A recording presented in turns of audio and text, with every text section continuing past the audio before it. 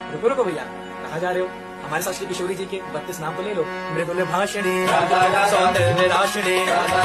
परम पुनीता, नित नवनीता, रास विलासनी, दिव्य सुवासनी, नवल किशोरी और अति ही भोरी, कंचन वर्णे, निज सुख करणे, सुभग भामने, जगत स्वामिने, कृष्ण अनंदे, आनंद कंदने, प्रेम मूर्ति, रस आपूर्ति, नवल ब्रजेश्वरी, निद्राशेश्वरी, कोमल अंगनी, कृष्ण संगनी, कृपा वर्षणी, परम हर्षणी, सिंधु स्वरूपा, परम अनूपा,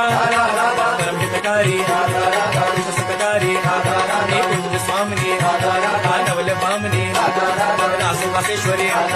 स्वयं परमेश्वरी, सकल गुणिता, रसकिले पुनीता, राधा राधा